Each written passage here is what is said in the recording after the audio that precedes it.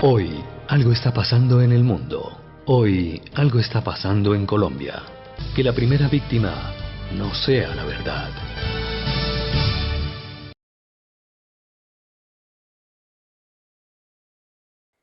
Pues yo empezaría esta intervención diciendo de que no es bueno llamar masacre, más cuando este término ha sido hábilmente manipulado, sobre todo por la izquierda colombiana, que desde la oposición venían llamando masacre a una serie de incidentes que se podían presentar por diferentes motivos en la realidad colombiana. Entonces, acuérdense que a todos lo llamaban masacre, le llevaban una cuenta para crear una sensación de inseguridad de la acción del gobierno, sobre todo el gobierno inmediatamente anterior. Entonces, a todos lo llamaban masacre. En Colombia, la palabra masacre, que tomó tristemente vuelo en el año 90, después de las acciones que hizo la FARC contra miembros de su misma condición ideológica, cuando el EPL entregó las armas al Estado colombiano y empezaron a masacrar trabajadores bananeros de a 30, grupos de a 30, de 25, pues se había enmarcado, se había caracterizado muy bien el término masacre. Y ahora, pues lo que se puede categorizar como un homicidio de orden colectivo, 2 o 3 personas que mueren por diferentes motivos, es una acción multicasual, la manipularon hábilmente para lanzar hacia la comunidad internacional, hacia los propios, a la propia región, mensajes de violación de derechos humanos, bueno, a lo que están ellos acostumbrados a hacer. Acuérdense que hasta el mismo presidente, hace unos meses, siendo presidente y comandante en jefe del Ejército Nacional, habló de que el ejército había fusilado y masacrado 100 jóvenes durante el estallido social. Entonces, ese término masacre, pues me parece que por lo menos hay que saberlo o hay que medirlo. Y más cuando se trata de militares. Hay que ser claro y con el dolor que me causa como soldado, que serví a mi nación durante 31 años, la pérdida de los hombres. Yo creo que a uno lo forman es para salvaguardar la vida de sus hombres. Precisamente desde muy joven, desde los primeros grados, creo yo que es muy importante que el oficial, el suboficial, el oficial sobre todo, que es el que tiene la responsabilidad de su unidad, pues cuide la vida de sus hombres. Y tal vez estas circunstancias en donde un pelotón en despliegue, al cuidado de una infraestructura crítica del Estado, pues hace un campamento que comúnmente se llama cambuchar la tropa, en un sector que tenía asignado para cuidar el oleoducto Caño Limón Coveñas, pues seguramente cometió, no quiero juzgar porque cuando uno no está en la zona ni tiene elementos de juicio suficientes, no debe juzgar los procedimientos tácticos del comandante en el área y en el campo de combate, pues seguramente fue hábilmente ubicado y reglado por baterías de orden de la artillería artesanal del ELN y pues sometido a fuego y sometido a un fuego de artillería artesanal que batió una zona y nos dejó este saldo. Fallas, pues vuelvo a repetirlo, inclusive pagó con su vida. Tengo entendido que el teniente que estaba comandante de la unidad murió en la madrugada de hoy. Y eso es muy doloroso, un joven subteniente, 2 suboficiales comandantes de sección y 6 soldados de servicio militar. Evaluar eso y la pérdida de esas vidas no tiene ningún discurso, ni validador, ni condenador. Lo que sí debe ser claro es que esto hace parte de lo que este gobierno, desde el 7 de agosto, ha venido haciendo, es creando una ambigüedad estratégica. Esta ambigüedad estratégica lo que ha llevado es que las tropas estén o no sepan en dónde están, si están en conflicto interno o están en cese bilateral de fuego, cese unilateral de fuego, a quién enfilar baterías, y eso en cierta forma descuida la actitud de la seguridad táctica que debe tener una patrulla en zonas, sobre todo esa zona que es el Carmen, del norte de Santander, donde se puede categorizar en algún momento como una retaguardia estratégica de la organización no solo de FARC, no solo de ELN, sino también de las extintas FARC, donde se dan unas condiciones de inseguridad para esas tropas. ¿Por qué? Porque hay ahí población afecta, hay agentes enemigos que brindan la información, la inteligencia, y hay zonas, y en esas zonas poco seguras, pues es muy proclive que si usted baja la seguridad táctica, baja las medidas precautelativas para no caer en emboscadas, en cazabobos, en campos minados, pues se cometan errores como este. Seguramente había una habitualidad o una monotonía operacional a donde se llegaba a camuchar por condiciones de tiempo, por condiciones de topografía, por condiciones de ventajas tácticas en zonas altas, o por simplemente, como es hoy en día, por simplemente porque ahí cogen la señal o ahí cogen a mejor la comunicación del radio, y el enemigo tenía arreglada esa zona. Cuando yo hablo de arreglada, lo hablo me imagino que para un auditorio que sabe que es arreglar la artillería, pues los tenían arreglado y los sometieron a fuego de artillería. Y pues con el saldo, desgraciadamente, ya anotado. Hace 4 años se presentó un atentado por parte del ELN a la Escuela General Santander, la Escuela de Policía. Y como resultado, pues se terminaron los diálogos que en ese momento eran incipientes entre el gobierno de Iván Duque y esta guerrilla, la del ELN. ¿Cree usted, coronel Ariza, que el presidente Duque actuará en una forma similar? ¿Él puede dar por terminados estos diálogos? ¿O por el contrario, dado su perfil político, ideológico, considera que va a seguir insistiendo en ellos? No, el presidente Petro no va a hacer eso. Y no lo va a hacer por una sola cosa. Porque primero, esta negociación, en la negociación puso todo su capital político. La paz total es una política de Estado, de gobierno. Y en esa paz total ha generado toda su fuerza, todo su capital político. Entonces, él no puede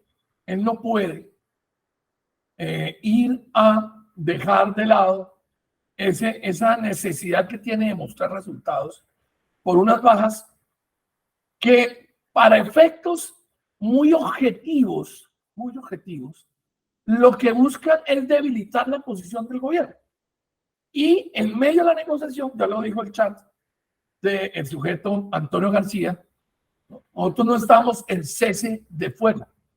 Así como la guerrilla viene llevando una iniciativa, el gobierno, a través de sus fuerzas militares, tiene que restársela, tiene que confrontarla, tiene que golpearlos. Lo difícil de eso, y es ahí donde tiene que jugar el señor presidente Petro su liderazgo político, es que el ELN está envalentonado y el ELN tiene una actividad armada delictual, es porque está en Venezuela.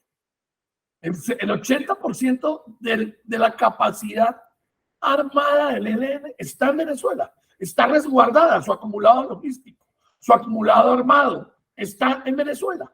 Pues ahora que el presidente ya lleva 4 reuniones con el dictador Maduro, pues debería exigirle a Venezuela que de verdad, en virtud a una relación recientemente vuelta a poner en la actualidad o recientemente renovada, pues que muestre una buena voluntad, muestre su funcionalidad como un país cooperante y acompañante del proceso de paz con el ELN y expulse las huestes bandidas del ELN que se encuentran en Arauca, en el Apure venezolano y en el municipio de Jesús María Semprún, en el sector del Táchira. Porque no es bueno que nuestro presidente vaya frecuentemente a Venezuela, no sé a qué irá tanto. No creo que Maduro sea un buen precedente ni un buen ejemplo de manejo de economía, de buen gobierno, de democracia, porque lo que hemos visto es totalmente contrario. Pero por lo menos para la paz, pues que ponga en ejecución toda la diplomacia pública del Estado colombiano para hacer que Venezuela no le dé albergue a terroristas. Uno. Dos, usted traía a colación el atentado a la General Santander. El presidente Duque optó por romper los contactos que se tenían con el COSE a raíz de esto. Y el COSE lo que hizo fue tratar de forzar a que el gobierno Duque acelerara esos contactos para ganar sus pretensiones. Eso fue lo mismo que pasó con el atentado al Club de Nogal.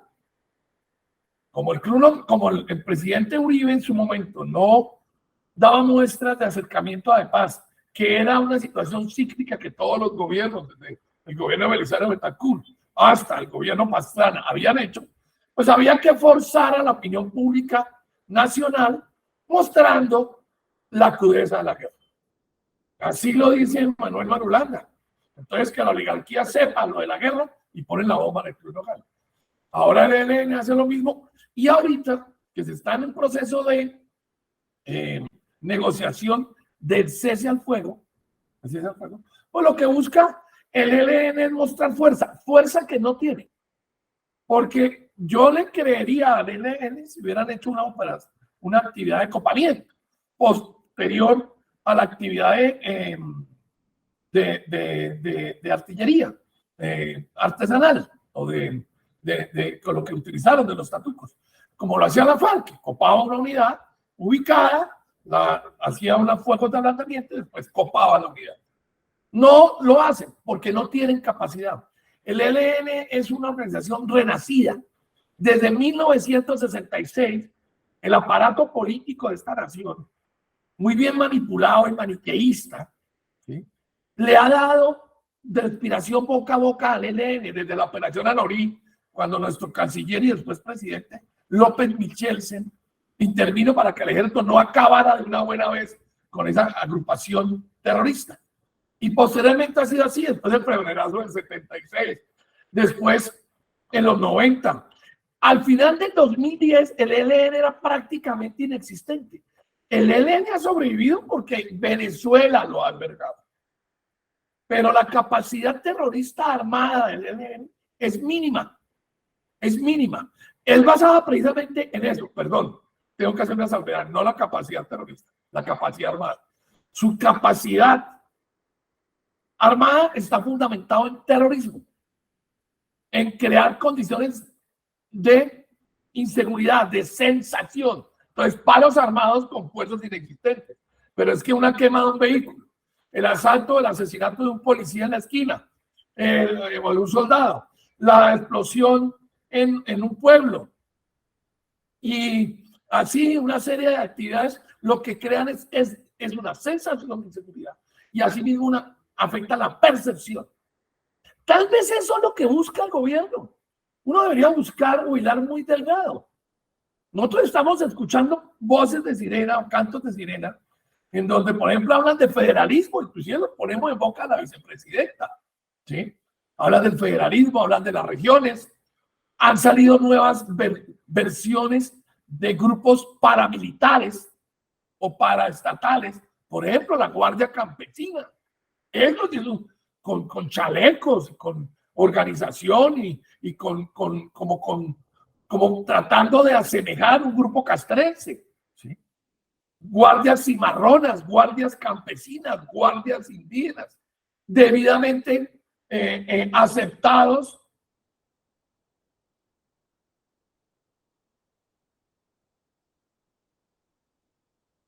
y legislación, sentado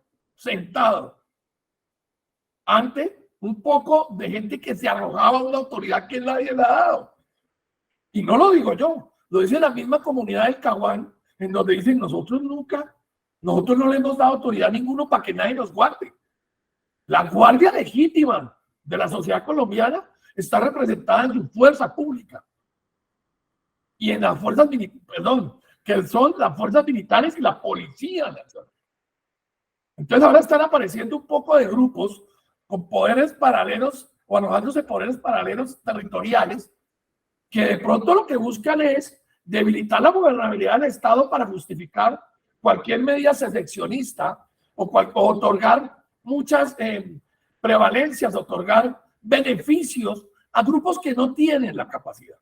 Si el ELN estuviera de este lado de la frontera, el ejército ya hubiera dado buena causa de ese ELN, como se hizo en el 73, como se hizo en el 76, como se hizo en el 83, en el 86, en el 2000. Es que el ELN no pasaba de ser más de 1.300 delincuentes. Y de un momento a otro, una vez se presentó el proceso y el DDR con la FARC, se implementó en número. Y todo el mundo habla del ELN. Y el ELN está en Venezuela. Yo apuesto que ese cabecilla bufón del Antonio García, de Pablo Beltrán y de toda la gente del COSE, aquí en Colombia, en el asedio militar y de las instituciones colombianas, no duran. Porque es que el ELN no lleva 2 o 3 años en Venezuela, llevan 26 años. Llevan desde el tercer congreso metidos en Venezuela. Y eso es lo que los tiene fortalecidos. Ojalá fueran valientes de este lado de la frontera. ¿Sí? Que eso es lo que se necesita. Y es ahí donde viene el problema. Y es ahí donde se habla de que hay que tener una disuasión creíble, así haya cambiado el direccionamiento de política bilateral con Venezuela. Porque es que Venezuela no sabemos a qué está jugando. Claro. Y acordémonos que varios líderes del ELN han salido diciendo que le guardan lealtad al gobierno venezolano, no a Colombia, no a su país, al país que ellos dicen representar, a su pueblo y a su nación. No. Ellos dicen que le guardan lealtad a la revolución bolivariana y al pueblo y al gobierno de Maduro. Coronel. Es ahí, ya para terminar, es ahí donde debe haber una fuerza militar debidamente armada, equipada en disuasión, creo, que neutralice las posibles amenazas que se puedan enfrentar a la supervivencia del Estado colombiano, desde Caracas. Por favor. Gracias, coronel, muy amable. A propósito, usted nombraba a Pablo Beltrán, Antonio Galán, y muchos analistas y especialistas también dicen que obviamente Pablo Beltrán ya no tiene el control, que Antonio Galán pues lo han denominado como ese burro muerto, y dicen que el presidente Petro en este momento no la tiene fácil. ¿Cómo hacer con un ELN que está fragmentado? No es que esté fragmentado. El ELN, el COSE perdió el control de sus cuadrillas, es por eso que lo digo. Eso complementa mi respuesta anterior. El ELN perdió el control de sus cuadrillas desde el año 1990 y desde el 2000. Acordémonos que hubo una incursión ilegal de las autodefensas al margen de la ley en el 98 en el sector de la Gabarra, y eso motivó en el sector de la Bogotana en toda esa cuestión por parte de un grupo de autodefensa ilegal que se llamaba el Bloque Catatumbo, que dirigía el Mono Mancuso. Y paralelamente a eso también hubo una incursión de la misma organización delincuencial en el sur de Bolívar. Desde ese momento, el ELN perdió la condición de mando y control. Y ahí pasaron a Venezuela. Y muchas veces lo hemos visto. ¿Cuándo lo hemos visto? Acuérdense que el señor Pastrana también quiso hacer un acercamiento con el ELN durante la negociación con la FARC en el año 2000. Inclusive alcanzaron a determinar una zona de despegue en el sur de Bolívar. Y el ELN no pudo porque la gente, la comunidad, el pueblo que ellos dicen defender se paró y los sacó. Y no los quiere. Posteriormente, durante el gobierno Uribe, hubo un acercamiento con la dirección del doctor Gustavo Restrepo que casi logra la paz. Desde una negociación que se llevaba en La Habana. Pero lo que también llevó al traste y una de las condiciones que no permitían avanzar en eso era el mando y control que tenían los miembros del COSE desde La Habana con estructuras, por ejemplo, como la Domingo la Insade, la compañía Cimacota, la que manejaba Pablito, el cabecilla de Arauca, que prácticamente la más beligerante, junto con la que delinque en el sur del Chocó y algunas estructuras delincuenciales narcotraficantes en Nariño. ¿Sí? Entonces, eso no es un problema de ahora. No es que la organización sea federada y que tienen un mando mucho más laxo que la condición estalinista que tenía la FARC y el secretariado. No. Es que ellos perdieron el control de sus estructuras. Tanto así que cuando se inició el proceso el año pasado, recuérdenlo, hubo frentes que no mandaron delegados, el Frente Occidental. El domingo Laín, a raíz de la captura de Pablito, y su fuga posterior, a Pablito lo metieron al COSE, pero Pablito nunca estuvo de acuerdo con los lineamientos del COSE. Y por eso hace lo que hace, tanto así que la bomba de la Escuela General Santander se lo adjudicó Pablito, pero no se lo adjudicó el COSE. Entonces, ¿cómo hacer la paz con una organización que no tiene el mando y control de sus estructuras? De ahí la importancia de lo que es los términos. Lo que pasa es que yo veo que primero hay inexperiencia, hay desconocimiento de mala fe, porque uno conociendo en su experiencia militar, dentro de lo que fue mi especialidad al interior del ejército, uno sabe que hay gente que conoce muy bien el ELN. Hay gente que conoce muy bien el ELN y que le hace el juego, que le ha hecho el juego a través de la combinación de las formas de lucha. Entonces uno, por ejemplo, hablar de un cese bilateral de fuego sin tener marcadas las áreas, el órgano internacional o nacional con el suficiente peso para hacer la veeduría de ese cese al fuego. ¿Dónde? ¿Con quiénes? Pues es muy difícil. Y ya vimos la vergüenza que pasó el presidente porque fue mal informado acerca de las intenciones de cese al fuego a finales del año pasado. ¿Sí? Entonces, es muy difícil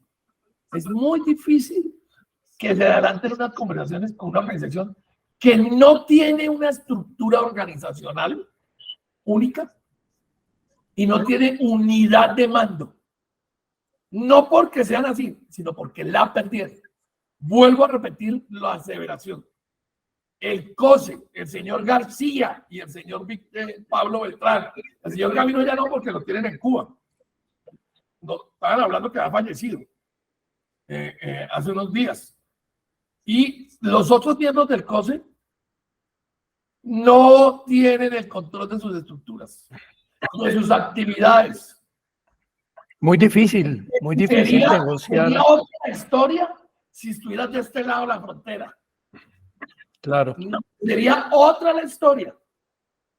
Porque es que son muy envalentonados estando allá en Caracas, en las Mercedes, detrás del centro comercial de las Mercedes. Y en Margarita. Y en el Nula, donde la pasa Pablito. Y por eso fue que mataron con la FARC y con el Frente 28. No fue por cuestiones ideológicas, ni de defensa de la nación araucana. No, por repartirse el narcotráfico, las economías ilegales que hacen parte de Venezuela hoy día, que es un país bandido. ¿Sí? Claro. Y por repartirse la contratación de Arauca, que gran parte de esa contratación siempre, o por lo menos desde los 80, ha tenido una tajada en el ELN. ¿O cómo creen que el mayor contratista de Arauca fue el que terminó auspiciando y pagando el carro que fue puesto al interior de la Escuela General Santander? Claro. ¿Cree usted, coronel Ariza, que con todo lo que nos está diciendo y sumado al atentado de esta semana y al resto de circunstancias que rodean todo este proceso, la más grave de todas, lo que usted nos menciona sobre la falta de control que tiene la cabeza negociadora del ELN, ¿cree usted que esto será el fin de la famosa paz total del gobierno o seguiremos oyéndolo intentar lograr acercamientos con grupos como el ELN? No, si algo está haciendo este gobierno es primero creando burbujas informativas para mantener distraída a la gente, uno. Dos, llevaba hasta ayer, estaba llevando una muy buena estrategia en el Congreso a la cabeza de Roy Barreras, que era el encargado verdaderamente de hacer los cambios estructurales del Estado colombiano, que pues gracias a Dios algunos partidos políticos y líderes de estos pues cayeron en cuenta que no pueden estar ahí como manzanillos viejos a la espera de que les den puestos y reparticiones burocráticas y estar haciendo su labor de control político. Y eso ha venido haciendo agua. Entonces, yo lo que veo es que ellos van a apostar más por la paz. Por la paz, quiero decir, porque ahora todo el mundo manipula la paz. Entonces, si usted es de derecha y va y habla con unos ilegales, era que usted estaba haciendo una asociación para delinquir. Pero si usted es de izquierda, no, yo estaba hablando de paz. Y todo es paz. Entonces, yo no creo, en mi concepto, que ellos vayan a dejar de seguir insistiendo. Primero, porque esa es una condición para lo que ellos quieren. Y es definitivamente pasar al campo político lo que fue la lucha armada. Ya lograron el gobierno, que es cierto. Si estuviera las FARC todavía al margen de la ley, bueno, seguramente hubieran sido vencidas si el gobierno Santos hubiera acatado los consejos del estamento militar que en su momento se le dijeron, porque esto es una verdad de apuño. Aquí hubo una victoria militar. Últimamente se está volviendo a poner de moda la retórica y el discurso de que por la fuerza no pudimos. Eso es una mentira. Desde el 2009 las FARC fueron derrotadas militarmente. Militarmente fueron derrotadas.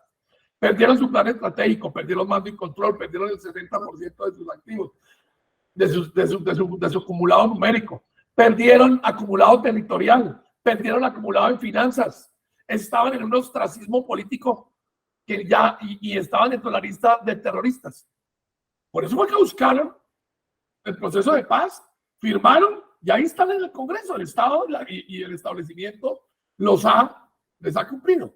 Con el ELN ahora quieren otra negociación, una negociación aparte. No sabemos qué más van a negociar con el ELN. Ellos siempre han hablado del Estado comunal, ¿no? Ese Estado comunal es medio a la cantonización del país, por eso es que me llama la atención que se creen condiciones de no gobernabilidad, de no permanencia de las fuerzas militares y del monopolio de la fuerza en algunos sectores del país, que no lo vemos con este gobierno, lo hemos visto desde el gobierno anterior y del gobierno de Santos. Hay una gran franja del Cauca que está sin presencia de la autoridad competente, articulando todo lo que se llama el poder popular, que eso es una función del ELN, ¿sí? Y no han entendido, y eso es lo que a mí me llama la atención, y sobre todo me llama la atención del mando militar, es que no han entendido que la dinámica del conflicto cambió. A raíz del post-conflicto, entre comillas, ya la dinámica prácticamente no es armada, es política. Con la llegada del gobierno Petro al poder, no, fíjense que no digo la izquierda al poder, porque es que ellos hablan de que es la primer gobierno de izquierda. Eso es mentira. Ellos mandaron cuando estaba Juan Manuel Santos. ¿O quiénes eran los negociadores alternos de La Habana? El señor Cepeda, el señor Roy Barreras, me falta uno, no me acuerdo cuál es el otro. Y ahí salen, eran parte del gobierno Santos y ahora hacen parte del gobierno Petro. Cuando la reelección de Santos, en las reuniones políticas de Santos, ahí estaba sentado el señor Petro, ahí estaba sentada la señora Aida Bello. Entonces, pero lo que ellos no han entendido, y no ha entendido el establecimiento, es que, o no ha entendido el mando, es que la dinámica del conflicto cambió. Ya la parte armada está rebatida y está la parte política, lograda con la consecución del poder por medio de las urnas, planteada en el Foro de Sao Paulo. Y la otra parte es que las armas se utilizan como última opción. como este caso. Pero de resto, se utiliza o se manipula la comunidad organizada, ideologizada en diferentes regiones del país, para crear condiciones de ingobernabilidad, para expulsar la tropa, para expulsar la autoridad del Estado y crear condiciones de cogobierno. Y eso lo estamos viendo, norte del Cauca. Allá la Guardia Indígena se arroja una autoridad que no la tiene. Y no solo se la arroja en territorio, se la arroja en Bogotá. O no lo vimos hace poco aquí en Bogotá, un poco de, entre comillas, docentes. Yo soy docente, pero yo no vi docentes ahí, yo vi activistas políticos hablando de revolución, socialismo, patria, muerte, un poco de vaina. Que uno no enseña eso. Y defendiendo el Congreso o presionándolo. Hemos visto cómo a las tropas que están en erradicación forzada, que están respaldando a los erradicadores, o que están haciendo simplemente control militar de área, aprovechando que están desarmados, aprovechando las mujeres, los niños y condiciones de población vulnerable, van y la rodean y supuestamente les hacen lo que está de moda, el cerco humanitario. Y eso lo vimos reflejado en el Caguán. Es que lo del Caguán fue muy delicado, porque primero se atentó contra la autoridad del Estado, una organización que no está reconocida por nadie, porque en la Constitución no aparece, la nación tendrá para su defensa un ejército, unas fuerzas militares y policía, y una guardia indígena, una guardia no sé qué. No, eso no está en ninguna parte de la Constitución. Que se quiera dar unas reivindicaciones para intermediación, para mejoramiento y acercamiento con la comunidad indígena, o negrera, o palenquera, o negra, o palenquera. Eso es diferente. O raizal, o cimarrona, eso es diferente. Pero de ahí a que se arrojen autoridades, no se puede permitir. Entonces, es ahí donde viene la pregunta, ¿de qué le sirve al gobierno insistir en una paz? Ya con los narcotraficantes no se pudo. Ya está rota y esa fue la decisión del presidente Petro del fin de semana anterior. Y ahora, pues con el ELN, en virtud que él fue un hombre alzado en armas debidamente indultado, pues debe colocar sobre la mesa muy claras las condiciones del gobierno. Que eso fue lo que hizo el gobierno Duque. El gobierno Duque dijo, sí, yo reanudo las conversaciones mientras haya voluntad de paz, que no haya ataques, que no haya secuestros, que no haya vigueato, que no haya extorsión. Y todo eso lo está haciendo el ELN. Y lo seguirá haciendo, incluyendo con los ceses bilaterales de fuego. Porque es que la condición de clandestinidad de la lucha armada, de los grupos insurgentes, dan para eso. Y dan para que se vuelva una situación totalmente confusa. ¿Quién está extorsionando? ¿Quién está matando? ¿Quién está asesinando? ¿Quién está realizando atentados? Es que, y segundo, llamo la atención también sobre una situación. No hay nada más cerca de ese territorio colombiano, del Catatumbo y de Arauca, de lo que se conceptúa como una guerra híbrida. ¿Por qué? Porque nosotros pensamos que es el ELN el que está ahí. Pero ¿qué tal que pueden ser otras cosas? Fuerzas especiales de otro país que articulan un ataque contra las fuerzas nuestras. Así empezó Putin. Putin empezó a alterar el orden en el Donbass desde ese momento.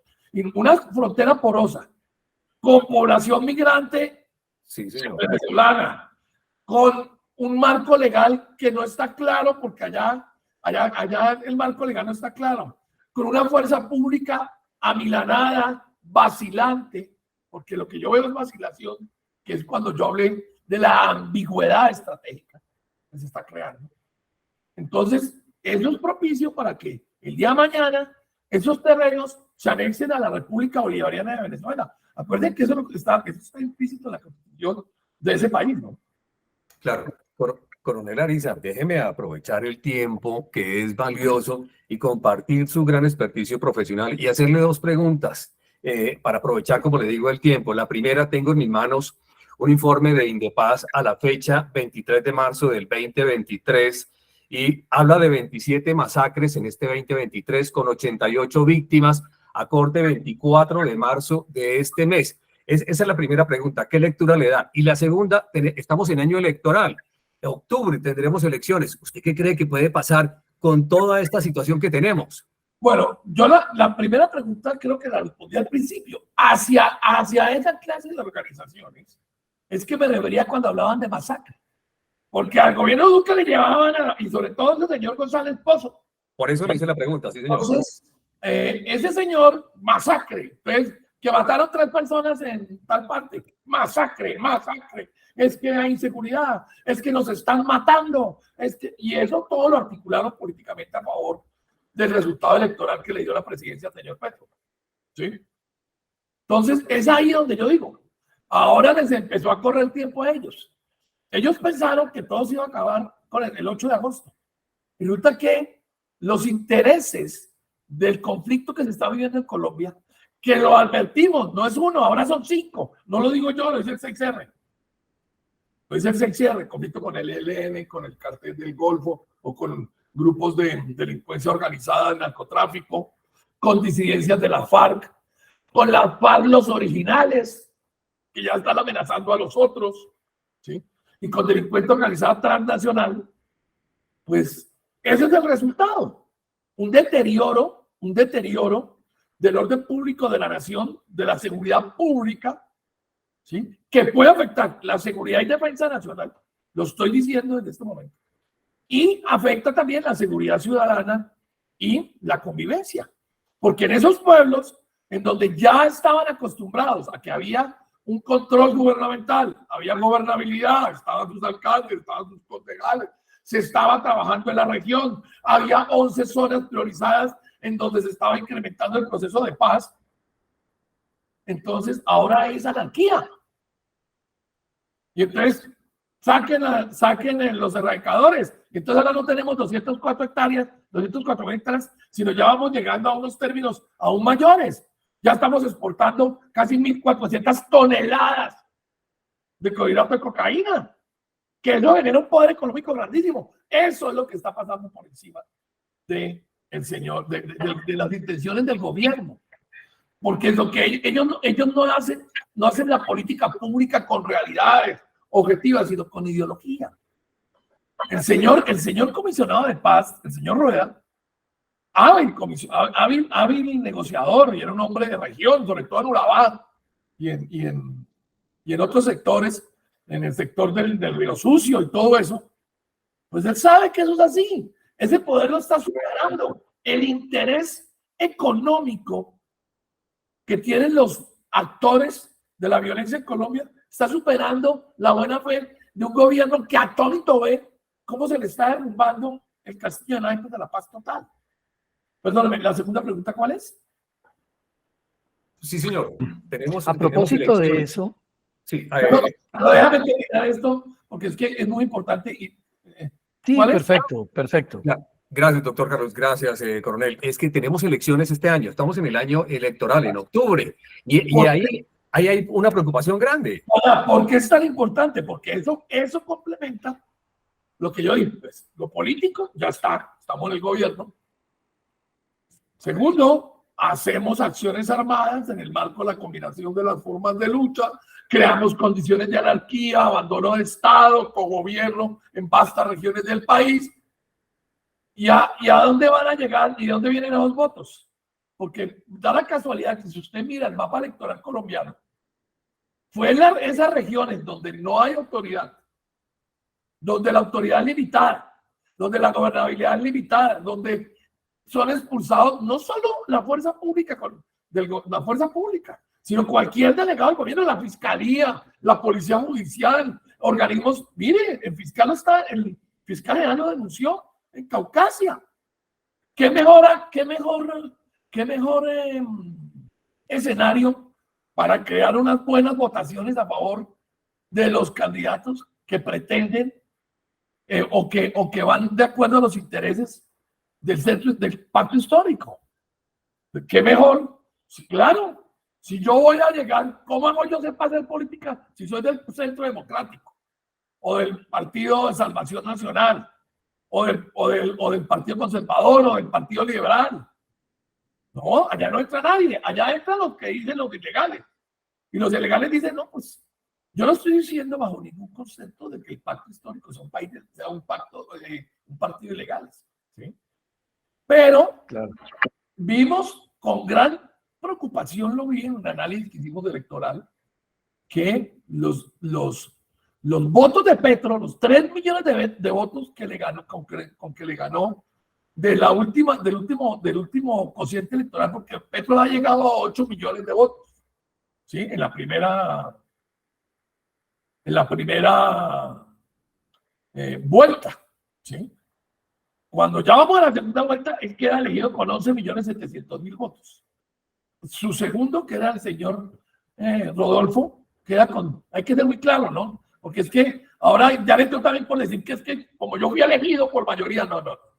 Hay otra parte de los colombianos que también votó en contra, y muy en contra, o sea, se ganó por, o sea, el pacto histórico ganó por 300.000 votos. Y da la casualidad que esos 3 millones de votos que se sumaron en la segunda vuelta, son en zonas donde esos grupos delincuenciales crean zozobra, crean falta de autoridad, manipulan la población, hay esas guardias cimarronas, campesinas, madereras, bueno, un poco, ¿no? De gente que se ponen un chaleco y se creen con la misma autoridad de lo que está revestida la fuerza militar y policía. Entonces, eso es muy importante, porque acuérdense también de una intervención que hizo en su momento el sujeto Timoleón Jiménez, ¿no? El presidente del Partido de Comunes, que dio como resultado las extintas FARC. En su momento, cuando dijo, el gobierno de Duque es de transición y nosotros nos interesa el poder local. Eso siempre ha sido así, ¿no? Ellos siempre han manejado el poder local a lo nacional. Pues ya que lograron el poder nacional en el marco de unas convergencias de izquierdas, pues lo mejor es convocar el poder local y el regional para tener el poder total del país. Acuérdense que también nos han amenazado, ¿no? Con sacar el pueblo a la calle, con que reformas hay porque hay, o si no, entonces ese sería, yo creo que a eso están trabajando. A eso le están trabajando, ¿para qué? Para que haya más plata en los pueblos, para que los narcotraficantes tengan más poder económico y entonces comprar con mayor capacidad o mostrar mayor capacidad para disposiciones electorales. Acordémonos que desgraciadamente en Colombia hay unos grandes vicios electorales y parte de eso es el dinero que se invierte en esas elecciones. Aquí ya no se habla de cuántos votos necesito para ser alcalde de Bogotá, sino cuánta plata necesito. ¿Y quién pone esa plata? ¿Y quiénes son los que se han sentido? ¿Quiénes son los que se han sentido representados o reflejados o con algún interés de la tal paz total? Pues gente que está al margen de la ley, gente que tiene vínculos con narcotráfico, en donde ellos han visto la salida de sus problemas judiciales, ¿sí? Entonces, esas circunstancias hacen que el ambiente electoral vaya a estar muy enrarecido. Sí, señor.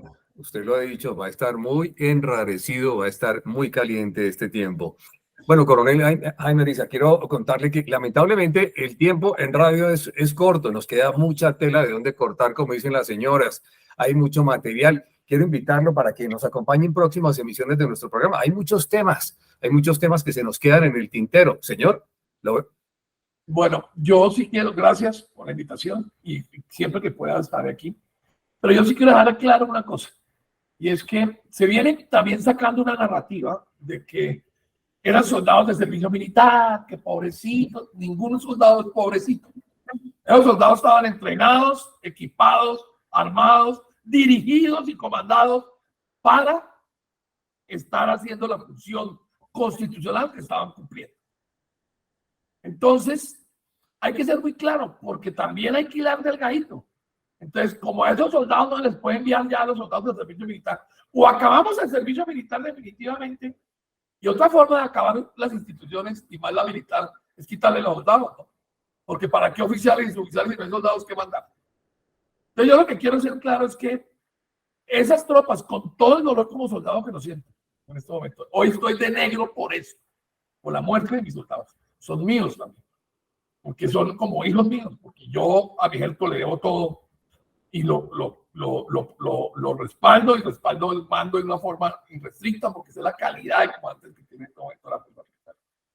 Pero sí hay que ser claro en esto. Esos soldados no fue que estuvieran dejados y abandonados, como han querido hacer algunos periodistas. Yo siempre que los llamo los mercaderes de la información, que buscan inmediatamente cómo hacerle escándalo al ejército y que comen carne de general. Tiene que haber una responsabilidad. Tiene que haber una responsabilidad en el mando táctico, en el mando operacional, y tiene que haber un cambio radical que está amparado en la Constitución, en la defensa de la institucionalidad y la nación colombiana. Aquí no hay ejércitos de nadie. El presidente es el comandante en jefe, sí señor, y se le respeta, y se le respetó, y se le acató, y desde el primer día que nos mandó traer la tal espada de Bolívar. Claro. Y no hubo ninguna nada, ni se está hablando de golpe de Estado, ni nada, porque los militares colombianos no estamos hechos para eso, estamos para servir a su nación. Pero servir a su nación, y en medio de este conflicto, es que empiecen a haber una dinámica operacional, ofensiva, Sí, que señor. Resultados claros. Coronel. Aquí no puede haber más miedo a las bajas, porque le hicieron un daño. Los tales falsos positivos, más llamados falsos positivos. Entonces ahora al teniente le da miedo ordenar disparar, y al capitán, y a los hombres y al cabo, y al sargento, que son los que dirigen el nivel táctico. Las guerras se ganan con muertos. Así se han ganado las guerras a través de la historia. Coronel Jaime Ariza. Desgraciadamente es así. Y desgraciadamente la guerra no la está planteando el Estado, la están planteando los ilegales. Y esos señores tienen que sentir la fuerza del Estado para que se sienten en la mesa y hablen claramente. Así fue la FARC. Y será con el ELN si pasan la frontera y el gobierno venezolano los deja alcahuetear. Muchas gracias. Gracias al coronel Jaime Ariza por acompañarnos hoy en nuestro programa Realidades, invitado permanente, y hacemos extensiva nuevamente esa invitación para que nos acompañen en próximos programas. Coronel Ariza, como siempre, un gusto saludarlo, un abrazo fraterno a ustedes, a los oyentes de Realidades, de Real, en Colombia, en Venezuela, en Colmundo Radio y Radio Amiga Internacional, un abrazo fraterno, lleno de bendiciones. Mañana es domingo, arranca la Semana Mayor, tiempo de reflexión y de análisis. Buen día para todos. Aquí termina Realidades. Síganos en nuestras redes sociales, Facebook y Twitter, @verdadcolombia.